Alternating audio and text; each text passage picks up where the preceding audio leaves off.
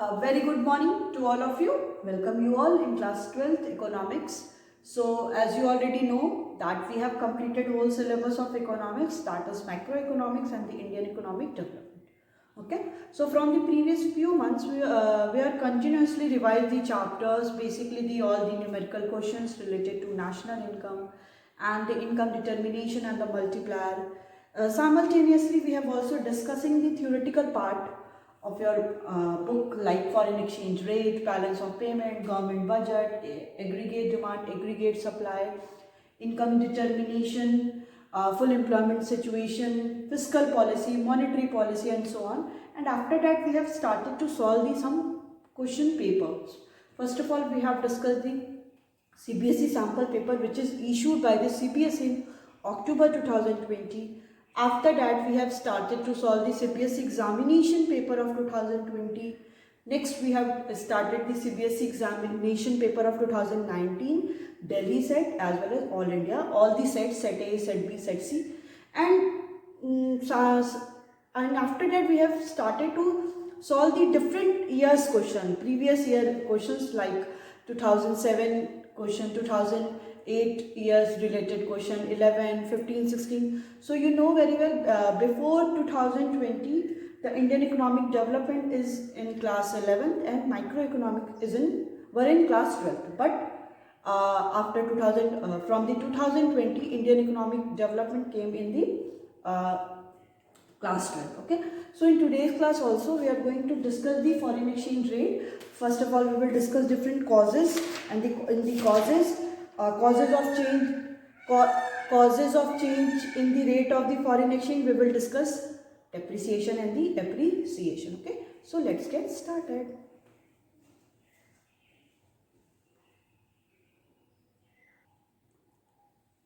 Okay, so देखते हैं that is क्या बोलते हैं इसको, foreign exchange depreciation of the domestic currency. When we talk about the depreciation of domestic currency, and depreciation of domestic currency is also called the appreciation of the foreign currency, because depreciation of domestic currency, when we talk about it, is the simply we can say the depreciation of currency refers to the fall in the domestic fall in the value of the domestic currency in terms of the foreign currency. Means कि जो value है domestic currency की उसकी value क्या होगी. Value means यहाँ पे हम लोग परचेजिंग पावर की बात कर रहे हैं.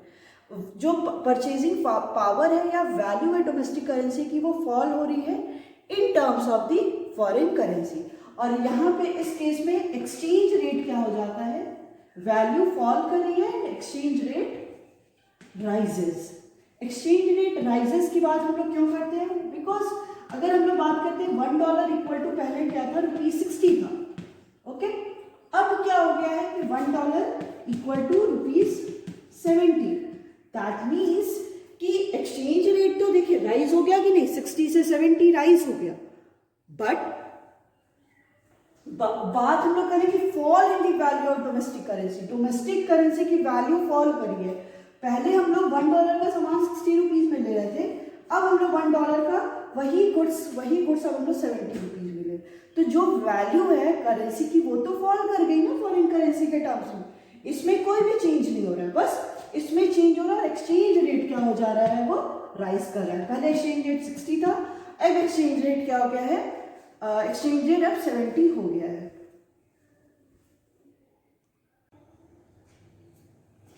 ओके, तो ये कह रहा है effect of depreciation of domestic currency. Effect of depreciation on domestic currency on foreign trade, on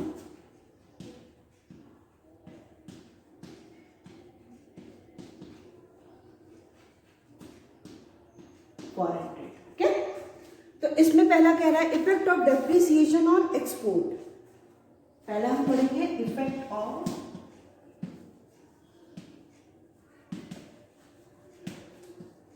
depreciation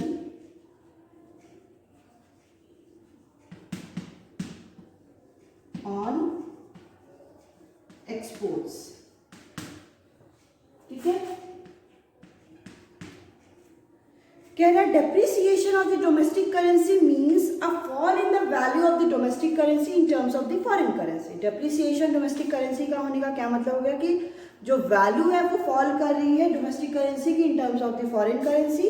यहाँ पे हम पढ़ेंगे $1 पहले क्या था, ₹60 देना पड़ा था, अब क्या है $1 equal to ₹70 we have to pay. Next है it means that $1 can be exchange for the more rupees. अब इसका मतलब होगा कि अब जो $1 एक्सचेंज हो रहा है वो ज्यादा रुपीज में हो रहा है, बिकॉज पहले हम 60 रुपीज देके हमें $1 का सामान मिल जा रहा था, गुड्स मिल जा रहा था।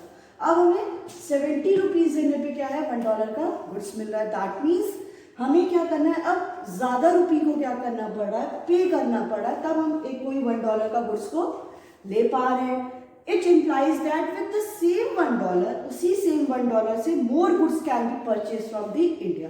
उसी सेम $1 से अब इंडिया से क्या होगा, ज्यादा गुड्स को परचेज किया जाएगा। बिकॉज अगर हम यूएस के कंपैरेटिव हम पढ़ते हैं, उसके बिहाफ में पढ़ते हैं, तो हम ये देखते हैं कि पहले उसको $1 का वो गुड्स दे रहा था तो उसको 60 रुपीज मिल रहा था, अब उसको सेम $1 में 70 रुपीज का प्रॉफिट हो रहा है। मतलब उसके लिए क्या है, 10 रुपीज का यूएस के लिए प्रॉफिट हो रहा है। ठीक है, तो अब इसके लिए यूएस क्या करेगा, ज्यादा गुड्स को इंडिया से परचेज करेगा, क्योंकि यहाँ पे उसको क्या है, प्रॉफिट मिल रहा है कि $1 60 में पहले था, अब उसको $1 इक्वल टू 70 रुपीज मिल रहा है, तो इंडिया से गुड्स को क्या होगा, ज्यादा परचेज होगा।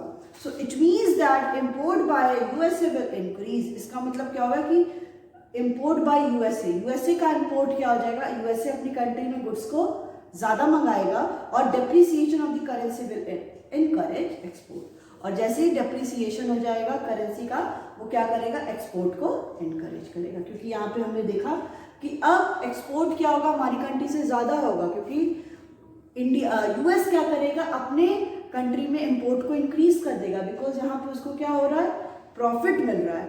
उस कंटेक्स्ट में क्या होगा, वो डेप्रिसिएशन अगर होगा करेंसी का, तो इससे एक्सपोर्ट क्या होगा, इनकरेज होगा। एक्सपोर्ट विल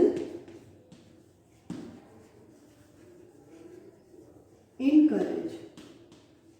ठीक है, एक्सपोर्ट क्या हो जाएगा, वो इनकरेज हो जाएगा, डेप्रिसिएशन। नेक्स्ट हम बात करते हैं effect of depreciation on import. Import पे इसका इम्पैक्ट क्या होगा।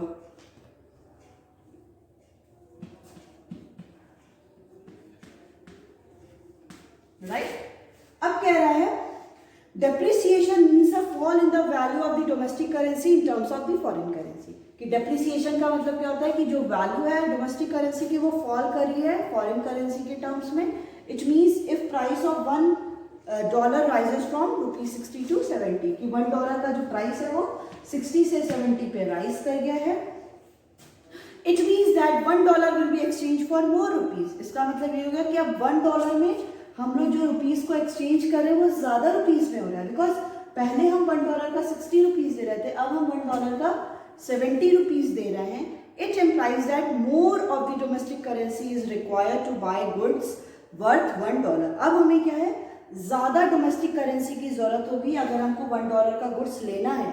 अगर हमें क्या है कि यूएस से $1 का गुड्स लेना है तो अब हमें ज्यादा पेमेंट करना पड़ेगा, क्योंकि पहले हम 60 रुपीज में $1 का ले रहे थे, अब हमको 70 रुपीज देना पड़ेगा, तब हमको $1 का गुड्स मिलेगा। It means that import from USA have become costlier. इसका ये मतलब हो गया कि अब यूएसए से इंपोर्ट करना, हमारी कंट्री में इंपोर्ट करना क्या हो जाएगा, वो कॉस्टलियर हो जाएगा, क्योंकि अब हम यूएस से गुड्स को कम मंगाएंगे, क्योंकि अब हमें पेमेंट क्या करना पड़ेगा, ज्यादा पेमेंट करना पड़ रहा है ना। पहले हमको 60 रुपीज ही देना पड़ा था, अब हमें 70 रुपीज देना पड़ रहा है, तो इम्पोर्ट यूएसए से क्या हो जाएगा, कॉस्टलियर हो जाएगा, and therefore import will decrease. अब हम क्या करेंगे, इंडिया वाले क्या करेंगे कि इम्पोर्ट वहां से डिक्रीज कर देंगे, क्योंकि पहले हम 60 रुपीज दे रहे थे, अब हमको 70 रुपीज देना पड़ा है, तो 10 रुपीज का हमारे लिए क्या हो रहा है, लॉस हो रहा है। इस कंटेक्स्ट में वहां से जो इंपोर्ट हम करा रहे थे वो बहुत कॉस्टली हो जाएगा, वहां से इंपोर्ट क्या हो जाएगा, डिक्रीज हो जाएगा, और depreciation of the currency will discourage the import. तो इंपोर्ट विल बी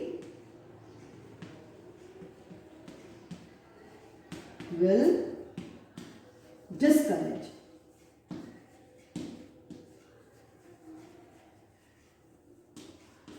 इंपोर्ट क्या हो जाएगा, वो डिस्करेज हो जाएगा। किसके कंटेक्स्ट में बात हम कर रहे हैं, इंपोर्ट की। तो जब हम बात करते हैं एक्सपोर्ट की, तो एक्सपोर्ट क्या हो जाएगा आपका, export will encourage and import will discourage. Import क्या हो जाएगा, वो डिस्करेज हो जाएगा, ठीक है।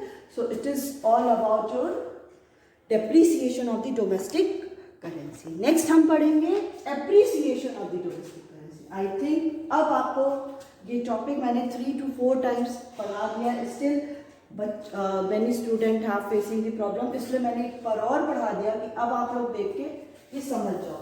First this chapter is important because इसमें से एक क्वेश्चन आपका 4 और 6 मार्क्स का तो एकदम इसी से रिलेटेड, और कुछ नहीं जाएगा। बस आपको एक स्टेटमेंट देखना, आपको उसमें आइडेंटिफाई करना पड़ेगा कि डेप्रिसिएशन है या एप्रिसिएशन है, और वहीं से आपको क्या है कि अगर आप लोग समझ गए, क्वेश्चन कर लिए, तो डेफिनेटली आपका यहाँ से 4 और 6 मार्क्स एकदम पक्का हो जाएगा।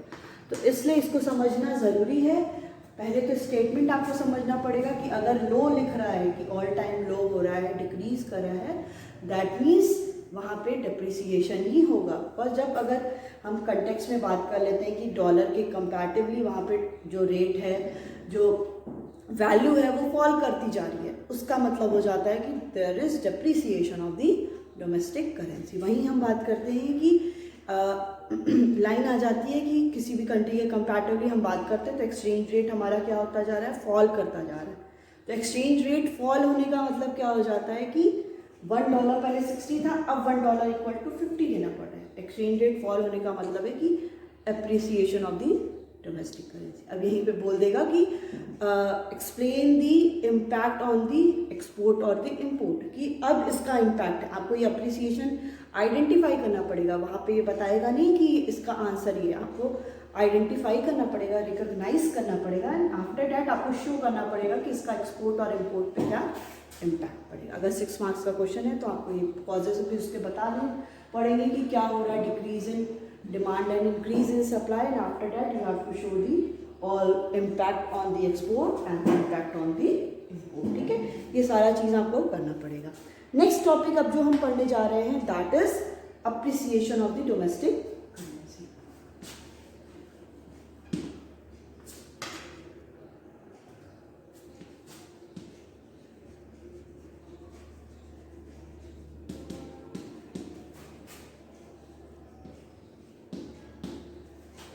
Appreciation of domestic, and it is also called the depreciation of the foreign currency, ठीक है। इसको हम लोग और क्या बोलेंगे, depreciation of the foreign currency भी बोलेंगे।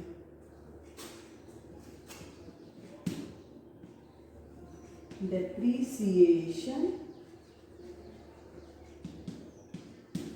of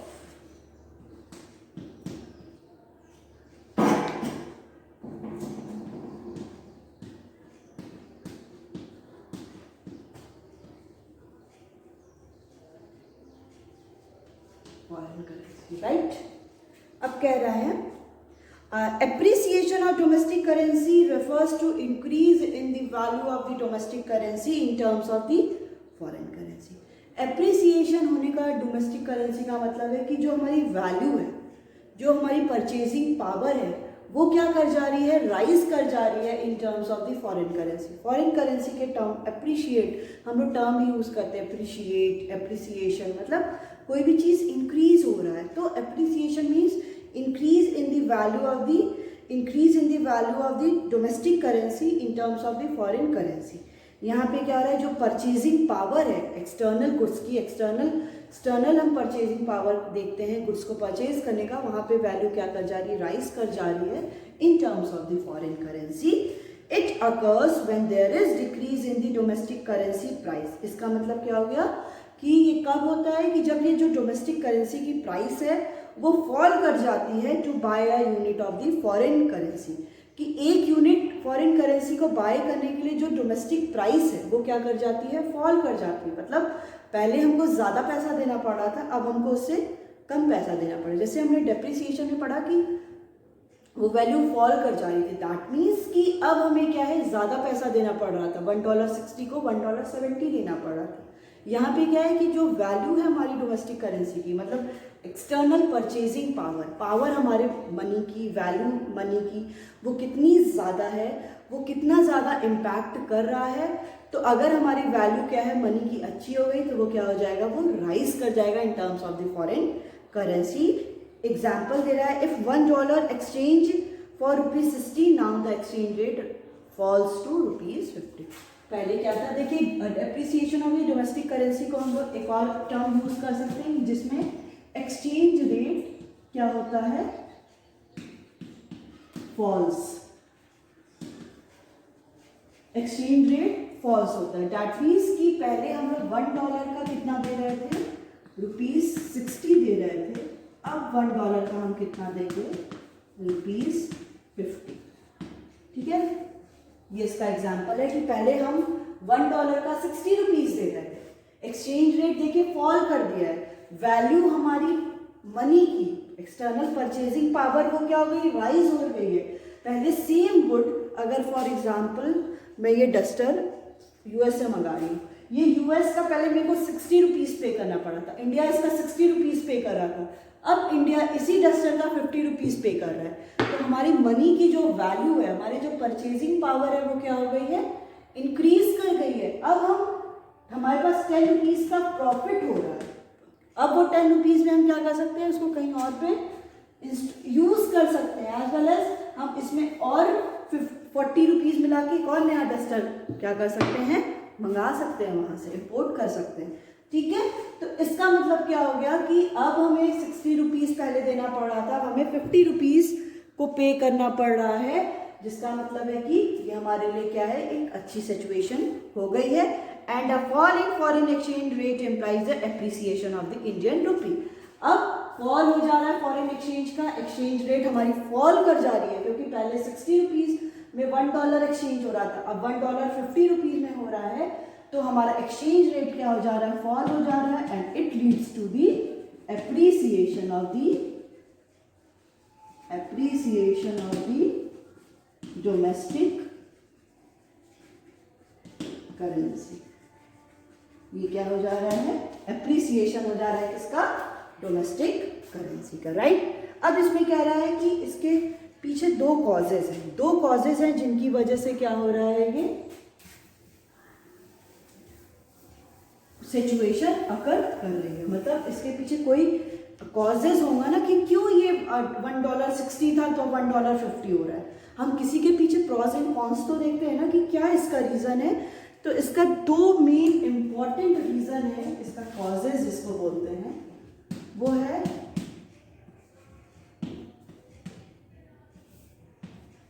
decrease in demand for the foreign exchange, foreign exchange को एफई शॉर्ट में, and increase in supply of foreign exchange. मतलब क्या हो रहा है कि जो डिमांड है फॉरेन एक्सचेंज की वो क्या कर जा रही है, डिक्लाइन कर जा रही है, डिक्रीज कर जा रही है, और जो सप्लाई है फॉरेन एक्सचेंज की वो क्या कर जा रही है, इंक्रीज कर जा रही है। मतलब अब हम यहाँ पे कहेंगे कि हम लोग डिमांड कम कर रहे हैं इसकी फॉरेन एक्सचेंज की, और जो उसकी सप्लाई हो रही है फॉरेन गुड्स की, फॉरेन एक्सचेंज की, वो क्या हो जा रही है, सप्लाई जब ज़्यादा हो जा रही है और डिमांड कम हो जा रही है तो एक्सेस सप्लाई होने की सिचुएशन क्या हो जाती है।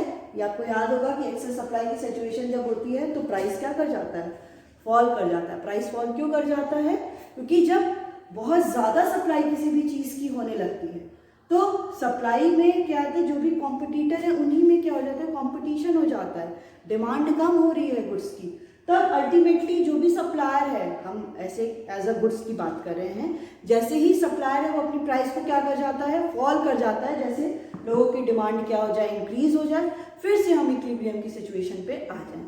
इसमें हम अगर डेप्रिसिएशन और एप्रिसिएशन में बात करते हैं, एप्रिसिएशन में जब बात करते हैं तो यहाँ पे जो डिमांड हो रही है फॉरेन एक्सचेंज की, फॉरेन गुड्स की और फॉरेन करेंसी को कन्वर्ट करने की, वो क्या हो जा रही है, डिक्रीज कर जा रही है। वही हम बात करते हैं सप्लाई की, तो सप्लाई क्या हो जा रही है, वो बहुत ज़्यादा हो जा रही है as comparison to demand, and this leads to the appreciation of the domestic currency. इन्हीं की वजह से क्या हो रहा है, अप्रिसिएशन ऑफ डोमेस्टिक करेंसी हो रहा है, राइट। अब हम लोग इसको डायग्राम के साथ समझते हैं।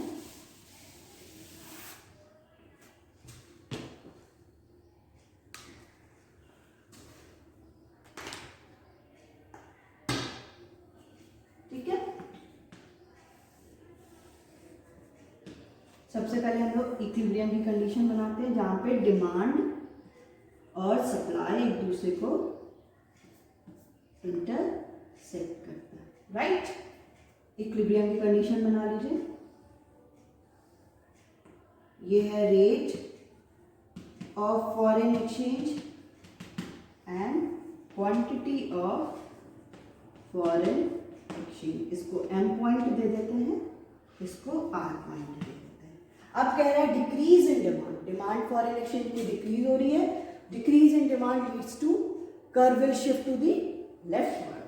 कर्व क्या होगा, वो लेफ्टवर्ड शिफ्ट होगा एज D2। ठीक है, आप इसको कुछ भी नेम दे सकते हो, डी हमने पहले बना दिया और इसको शेडेड इसलिए बताते हैं क्योंकि डिफरेंस करने के लिए। तो डी से D2 हो गया। अब यहाँ पे देखिए इक्विलिब्रियम की सिचुएशन बन रही है, फिर हम एक न्यू इक्विलिब्रियम बनाएंगे,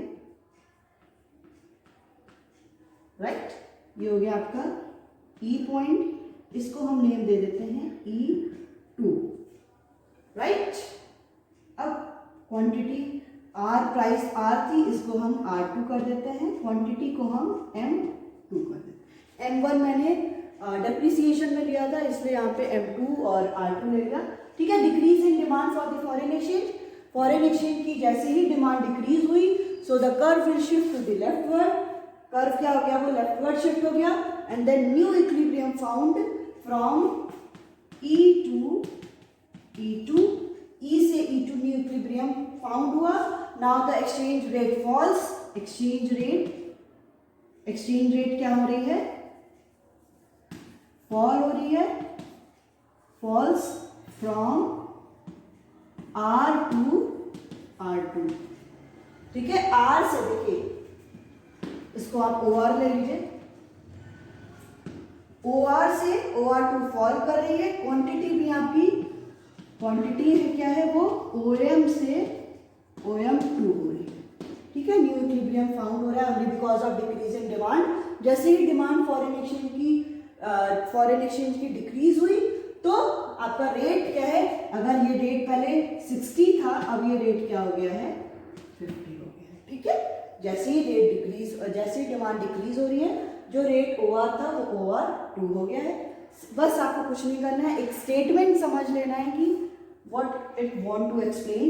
ये जो है वो decrease in demand means curve आपका एकदम पहले इक्विलिब्रियम सिचुएशन बनाइए, फिर जैसे इक्विलिब्रियम बनेगा डिक्रीज इन डिमांड का कर्व लेफ्टवर्ड शिफ्ट हो जाएगा, न्यू इक्विलिब्रियम फाइंड होगा, और हम इसको शेडेड इसलिए बताते हैं जैसे जो मेन इक्विलिब्रियम है, जो इक्विलिब्रियम पॉइंट है, उससे उसको डिफरेंस करने के लिए यहाँ पे क्या हो गया, ये इक्विलिब्रियम की सिचुएशन हो गई। ठीक है, ये हो गया आपका डिक्रीज इन डिमांड। नेक्स्ट है आपका इंक्रीज इन सप्लाई।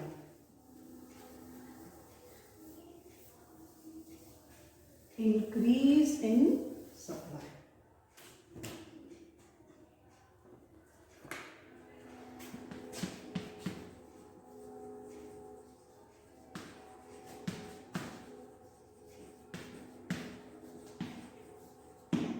राइट। अब इंक्रीज इन सप्लाई होने का मतलब है कर्व किधर शिफ्ट होगा, कर्व शिफ्ट होगा rightward. So you have to, first of all you have to draw equilibrium point. सबसे पहले आप इक्विलिब्रियम पॉइंट बनाइए, E, this is R, O, M, D, S। सब इंपॉर्टेंट है, सबसे ज्यादा इंपॉर्टेंट है कि आपको इसको एक नेम तो देना पड़ेगा ना कि आप किससे इसको आइडेंटिफाई करोगे। Increase in supply of the foreign exchange means curve will shift to the rightward. ये सब आप लोग क्लास 11th में प्राइस डिटर्मिनेशन चैप्टर में पढ़ चुके हैं, इसीलिए ये सारे क्लास 12th में ही इंट्रोड्यूस हुआ कि आप लोग माइक्रो इकोनॉमिक्स में समझ जाओ कि हम कर्व कैसा बनेगा। ठीक है, तो हमने क्या किया, इंक्रीज इन सप्लाई मतलब curve will shift to the rightward. अब क्या है, एक न्यू इक्विलिब्रियम फाइंड होगा एज E2। ठीक है, as E2 new equilibrium find होगा। रेट क्या है, R2, quantity M2। Okay, so due to increase in supply the curve will shift to the rightward from SS to S1, sorry, S2, S2, S2, S2. Next new equilibrium find E से E2 पे new equilibrium हो गया। Rate fall होगा, exchange rate, एक minute, exchange rate falls from OR to OR2। OR से exchange rate fall हो गया कहाँ पे, OR2 पे। क्वांटिटी क्या है, OM से OM2 पे चली गई। ये है आपका appreciation of the domestic currency और the depreciation of the foreign currency, right. अब नेक्स्ट जो टॉपिक है इसमें क्या है, इसमें नेक्स्ट टॉपिक है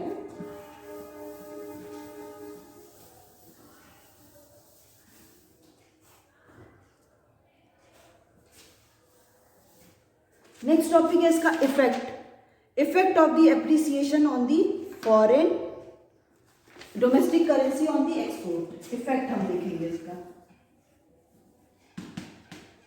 इफेक्ट में देखेंगे ऑन एक्सपोर्ट पे क्या इसका इम्पैक्ट होगा और इंपोर्ट पे इसका इम्पैक्ट क्या होगा। मतलब अगर एप्रिसिएशन हो रहा है डोमेस्टिक करेंसी का तो एक्सपोर्ट पे क्या इम्पैक्ट होगा और इंपोर्ट पे क्या इम्पैक्ट होगा। तो कह रहा है कि appreciation of the domestic currency means an increase in the value of the domestic currency in terms of the foreign currency। कि foreign currency के terms में जो domestic currency की value increase कर जाएगी, that is $1 equal to 60, now $1 equal to ₹50, right। फिर कह रहा है it means that $1 can be exchanged for the less rupees। अब क्या हो रहा है कि जो $1 है वो exchange हो रहा है, वो less rupees में हो रहा है। पहले 60 rupees we have to pay, now only we have to pay only 50 rupees। अब हमें 50 rupees पे करना पड़ रहा है। It implies that with the same $1 less goods can be purchased from the India। अब उसी $1 से less goods को परचेज किया जाएगा only because of कि पहले US को 60 rupees मिल रहा था उसी goods के लिए। अब US को क्या है, यूनाइटेड स्टेट को 50 rupees मिल रहा है वही $1 का। तो इससे क्या होगा कि जो यूएस वाले हैं वो क्या करेंगे, ज़्यादा गुड्स को इंडिया से परचेज नहीं करेंगे and it will discourage import by the USA. ये क्या करेगा, डिस्करेज कर देगा इंपोर्ट को, therefore export to USA will decrease. अब जो भी एक्सपोर्ट करना है हमें यूएसए को वो क्या हो जाएगा, डिस्करेज होगा। तो एक्सपोर्ट विल डिस्करेज, एक्सपोर्ट क्या होगा, वो डिस्करेज होगा। नाउ इंपोर्ट की बात आती है तो एप्रिसिएशन का मतलब यही है कि राइज हो जा रहा है। तो पहले $1 हमें 60 rupees, now $1 equal to 50 rupees। That means it means that $1 can be will be exchange for less rupees में $1 एक्सचेंज होगा। It implies that with the same $1 उसी $1 से less unit of domestic currency are required. कि अब हमें क्या है, less domestic currency required होगी। पहले 60 rupees देना पड़ रहा था, अब बस 50 rupees देना पड़ रहा है। It will encourage import from the USA. ये क्या करेगा, इनकरेज करेगा इंडिया के लिए कि हम वहां से ज्यादा गुड्स को मंगाएं। पहले हम 60 rupees पे कर रहे थे, अब हमें बस 50 rupees पे करना है। Now the import will encourage, import क्या हो जाएगा, वो इनकरेज हो जाएगा, right. So this is all about your depreciation and the appreciation of the domestic currency.